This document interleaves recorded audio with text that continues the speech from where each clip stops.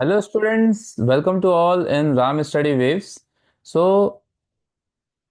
हम लोग एमसीक्यू के सीरीज में वीडियो नंबर 2 लेके आए हैं आज, जो कि रिलेटेड है वाटर रिसोर्स से। तो आज हम इस वीडियो में आपको वाटर रिसोर्स से रिलेटेड एमसीक्यूज कराएंगे, और वो एमसीक्यूज होंगे कम्पिटिटिव बेस्ड एमसीक्यूज, जो कि इस साल बोर्ड में कम्पिटिटिव बेस्ड क्वेश्चन आने वाले हैं। तो उससे रिगार्डिंग कुछ एमसीक्यूज हैं। बहुत सारे एमसीक्यूज तो आपके टेक्स्ट बुक में हैं ही ऑलरेडी, लेकिन उसके अलावा कुछ ऐसे एमसीक्यूज भी आ जाते हैं जो कि प्रॉब्लम क्रिएट कर देते हैं। ऐसा लगता है कभी हमने सुना नहीं है, तो उस टाइप के कुछ एमसीक्यूज मैंने प्रिपेयर किए हैं, वो आपके सामने यहाँ पे है। सो आइए स्टार्ट करते हैं। First question is a reason experience water stress. ठीक है, that is a new word, water stress book में नहीं मिलेगा आपको, एंड मे भी आ सकता है आपके एग्जाम में। तो इस टाइप के क्वेश्चन आ सकते हैं, कम्पिटिटिव बेस्ड क्वेश्चन है। तो water stress is base characterized by, अब कौन सा है? Extremely low annual rainfall, high level of water pollution, a demand for water that exceeds the availability of sustainable supply, and lack of access to advanced water purification technology। तो water stress नाम से लग रहा है ना, stress. ठीक है, stress कभी होता है जब भी हमको क्या होता है, किसी चीज की कमी होती है और उसकी डिमांड ज्यादा होती है। So demand for water that exceeds, यानी बहुत ज्यादा डिमांड है, and availability of sustainable supply, और सप्लाई कम है। So option number C is correct. ठीक है, चल। Now next is, so this is assertion reason question. इस टाइप के क्वेश्चन कम्पिटिटिव कंपटीशन में बहुत सारे आते हैं, और इस टाइप के क्वेश्चन बोर्ड एग्जाम में आने की संभावना बहुत ज्यादा है। असर्शन और रीजन यानी इसका एक स्टेटमेंट है, उसका एक कारण है। ठीक है, अब इसके चार ऑप्शन होते हैं, एक कॉमन ऑप्शन होते हैं जिसमें दोनों ऑप्शन सही होते हैं, A R true, and R is the correct explanation, यानी जो रीजन है वो इसका करेक्ट एक्सप्लेनेशन देता है। दूसरा ऑप्शन ये होता है दोनों सही है लेकिन रीजन इसका करेक्ट एक्सप्लेनेशन नहीं देता, यानी ये भी सही है, ये भी सही है, और इसका करेक्ट एक्सप्लेनेशन ये नहीं है। तो उसके लिए ऑप्शन नंबर बी होगा। एक सही है एक गलत है, तो ऑप्शन नंबर सी। ठीक है, और दोनों ही गलत हैं, तो ऑप्शन नंबर डी। अब देख लेते हैं कि इससे रिलेटेड कौन से क्वेश्चन अब प्रिपेयर हो रहे हैं। चलो भाई, तो असर्शन है, स्टेटमेंट है, ground water depletion is a serious concern of many part of India. यानी ग्राउंड वाटर का कम होना एक सीरियस कंसर्न है इंडिया के। तो ग्राउंड वाटर कौन सा होता है भाई? तो ग्राउंड वाटर है जो जमीन के अंदर पानी पाया जाता है। ठीक है, तो जो सरफेस पे होता है उसको सरफेस वाटर, और ग्राउंड के अंदर जो है वो ग्राउंड वाटर। ठीक है, तो इसकी जो परसेंटाइल होती है 0.6% आपकी होती है। Excessive extraction of groundwater for irrigation and domestic use exceeds the natural recharge rate। ठीक है, तो ये सीरियस कंसर्न है। उसका रीजन ये दिया हुआ कि एक्सेसिव एक्सट्रैक्शन होता है ग्राउंड वाटर का इरिगेशन के लिए। तो एक्सट्रैक्शन कैसे करते हैं भाई? तो हम क्या लगा देते हैं, समरसेबल लगा देते हैं, है ना। समरसेबल लगा देते हैं, ट्यूबवेल लगा देते हैं, जिससे कि हम पानी लेके इरिगेशन पर्पज के लिए करते हैं।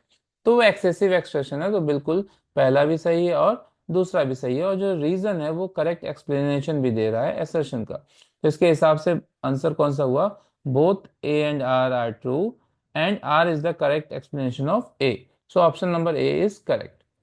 Now next is,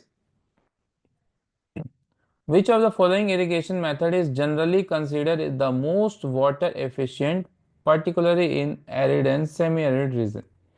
ठीक है, तो जहाँ पे वाटर की बहुत ज़्यादा कमी होती है वहाँ पे कौन सा इरिगेशन मेथड कंसीडर किया जाता है जो कि एफिशिएंट हो? तो एफिशिएंट कौन सा होगा भाई? जहाँ पे पानी की बहुत कम यूज होगा और ज़्यादा ज़्यादा उसका इस्तेमाल कर पाएंगे, प्रोडक्शन ज़्यादा हो पाएगा। तो इरिगेशन यानी सिंचाई के लिए कौन सा अच्छा मेथड है सेमी एरिड और एरिड रीजन में? फ्लड इरिगेशन नहीं भाई, फ्लड इरिगेशन तो होएगा ही नहीं। स्प्रिंकलर में भी हो सकता है। ड्रिप इरिगेशन बिल्कुल। So drip irrigation is the most efficient irrigation. Canal irrigation भी हो सकता है, लेकिन जो सबसे मोस्ट एफिशिएंट है वो है ड्रिप इरिगेशन। ड्रिप इरिगेशन में क्या होता है भाई? पाइप बिछा देते हैं और यहाँ पे पोरकुलेटेड पाइप होती है, और पाइप से पानी सप्लाई होता है, और ड्रॉप बाय ड्रॉप ये पेड़ों की जड़ों में, पौधों की जड़ों में जाता है। ठीक है, तो इससे क्या होता है, पानी भी बहुत कम लगता है, और एफिशिएंट तरीके से इरिगेशन भी होता है और कम से कम पानी में अच्छा प्रोडक्शन हो पाता है। So drip irrigation is the most water efficient in semi-arid and arid region. Now next is the primary purpose of desalination plant. Desalination, that's the word that is used for, ठीक है। तो समुद्र के पानी को पीने लायक बनाने की प्रोसेस को हम बोलते हैं डिसैलिनेशन। तो समुद्र का पानी कैसा होता है भाई, सॉल्टी होता है, यानी पानी में से सॉल्ट को अलग करने का जो प्रोसेस है डिसैलिनेशन। तो option retreat waste water for use नहीं, remove salt and mineral from sea water और brackish water, yes option number B is correct. So primary purpose of desalination, desalination का मतलब होता है जैसे मैंने बताया कि समुद्र के पानी में से सॉल्ट को अलग कर। Now next is again assertion and reason question, ground water depletion is a serious concern in many part of India, ठीक है। Excessive extraction of ground water for irrigation and domestic exceeds natural recharge rate. तो ये already कर चुके हैं हम लोग, ठीक है। तो ऑप्शन नंबर एक करेक्ट होगा, यानी दोनों सही है और आर इसका करेक्ट एक्सप्लेनेशन भी देता है। क्वेश्चन नंबर 13,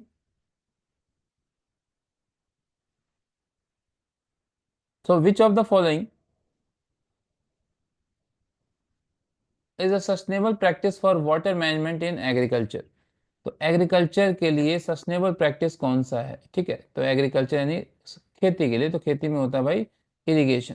खेती में क्या होता है, इरिगेशन यानी सिंचाई होती है। तो सिंचाई के लिए सबसे अच्छा जो मेथड है पूछ रहा है, ठीक है, पूछने का तरीका अलग हो गया। तो कंपटीशन में यही होता है, क्वेश्चन सेम रहते हैं, बस पूछने का तरीका बदल देते हैं, ठीक है। तो इरिगेशन पर्पज के लिए सबसे अच्छा मेथड कौन सा है, अभी हमने डिस्कस करा है। कौन सा मेथड होता है भाई, ड्रिप इरिगेशन। सो ड्रिप इरिगेशन सबसे अच्छा मेथड होता है और कॉस्टली भी होता है, तो बहुत ज़्यादा ये यूज़ में नहीं होता। और इसके कुछ अपने एडवांटेज हैं और डिसएडवांटेज हैं, यानी बहुत बड़े एरिया के लिए नहीं है, पॉसिबिलिटी है, खर्च ज़्यादा होता है।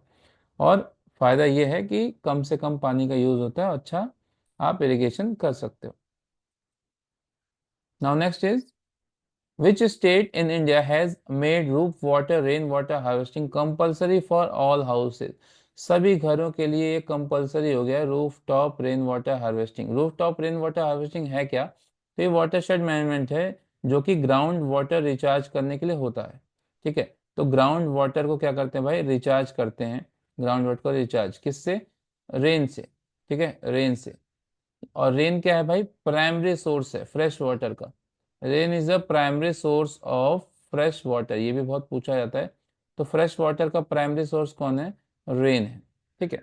तो रेन से क्या होता है, छतों से, ठीक है, तो छतों पे, छत से पानी पाइप की हेल्प से नीचे टैंक बना होता है और टैंक में होता है एक बोरिंग, ठीक है। तो ये पानी फिल होके और इस बोरिंग से यहाँ पे ग्राउंड वाटर को रिचार्ज कर देता है। इसको बोलते हैं roof top rain water harvesting system, जो कि गवर्नमेंट ने सभी गवर्नमेंट ऑफिस के लिए कंपलसरी कर रखा है।